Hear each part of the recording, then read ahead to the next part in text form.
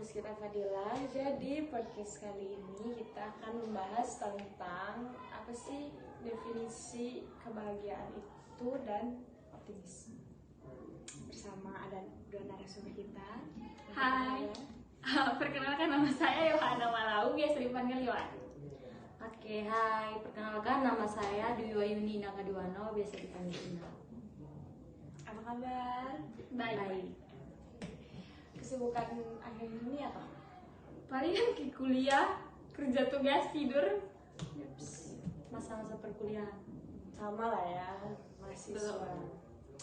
Menurut kalian, apa sih definisi kebahagiaan itu? Oke, dari luar. Jadi kalau kita berbicara tentang kebahagiaan nih, sebenarnya masing-masing tuh punya tolak ukur kebahagiaan yang berbeda. Jadi ada tuh yang beberapa orang yang berpikir kalau ketika dong sudah mendapatkan pekerjaan atau mencapai tujuannya mereka, bekerja sesuai dengan passionnya mereka, dong sudah bahagia. Atau kayak dong sudah punya rumah, sudah punya mobil, itu dia sudah bahagia. So, pasti karena dia sudah kasih bahagia kami orang tua, jadi dia sudah bahagia begitu. Tapi sebenarnya bahagia nih kalau mau ngomong nih cuman hal sederhana su bikin ketong bahagia begitu. Kayak mungkin bersyukur untuk apa yang ketong punya, terus kayak menerima ketong pun diri mau kekurangan maupun kelebihan, terus memaafkan orang mungkin berbuat baik.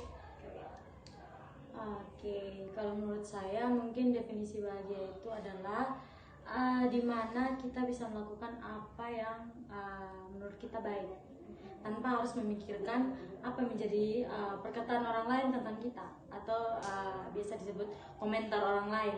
Jadi menurut saya bisa melakukan hal-hal yang menurut saya itu baik, hal yang saya sukai, itu menurut saya itu sudah salah satu kebahagiaan. Oke, mesti kan ada penyebabnya nih, penyebab penghambat dari kebahagiaan. Kalau dari Kak, gimana Pak? Kalau penghambat dari kebahagiaan nih kayak mungkin dia ini masih terlalu stuck dengan di masa lalu. Kayak mungkin itu akan buat dia kayak susah untuk ya lu mau bahagia, kenapa lu masih kayak stuck dulu masa lalu, kayak lu akan terjebak terus, kayak lu mau melangkah nih ke depannya akan Takut kayak salah, gitu. takut kembali.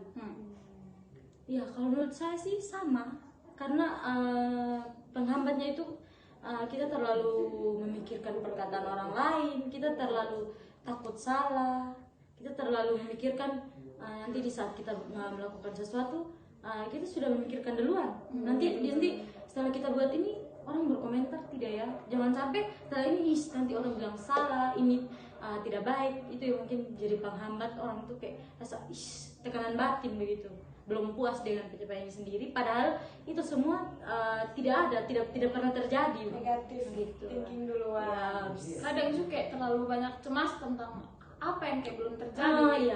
Kayak belum terjadi lu sudah pikir aduh Tuhan nanti kayak depan ini pikir mana Takut salah duluan. Selanjutnya nih, dalam menghadapi kesulitan, gimana cara kalian menopang diri supaya jangan stres? Mungkin Kak duluan. Kalau menurut saya dalam masa-masa perkuliahan begini kan mungkin lebih banyak stres karena tugas ya, dimana kayak mungkin karena tugas terlalu tertumpuk jadi akhirnya kayak stres dengan diri sendiri.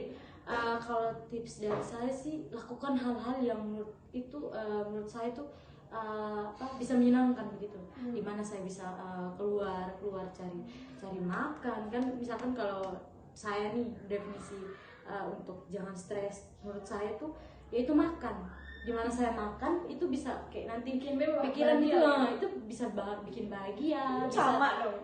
kalau sudah makan apalagi kalau sampai makan coklat itu kayak nanti aduh happy sendiri, padahal beli sendiri bukan orang lain yang kasih. Nanti itu kayak bikin salah satu ya mood night, sehingga saat stres dalam kamar sendiri makan coklat kayak biasa saja, nanti menjalani hari biasa lagi kerja tugas, sibuk-sibuk yang lain.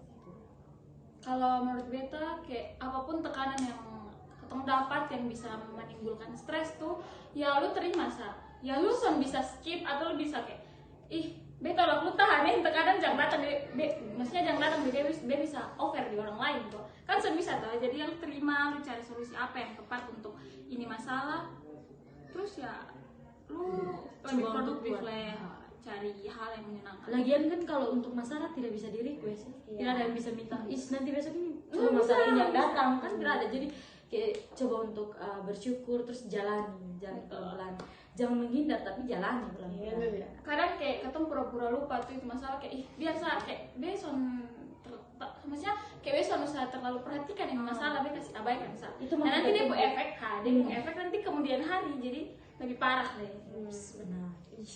Oke.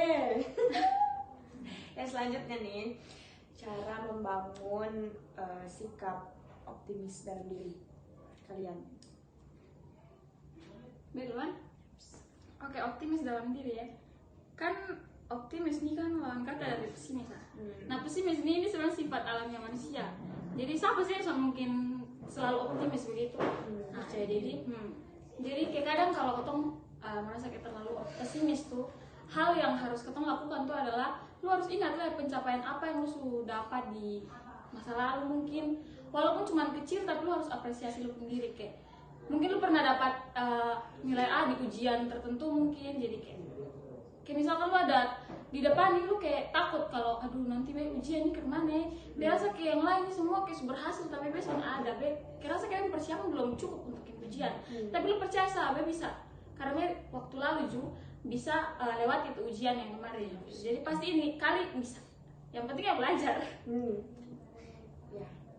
Kalau menurut saya sih cara untuk bisa tetap optimis itu adalah lawan rasa takut.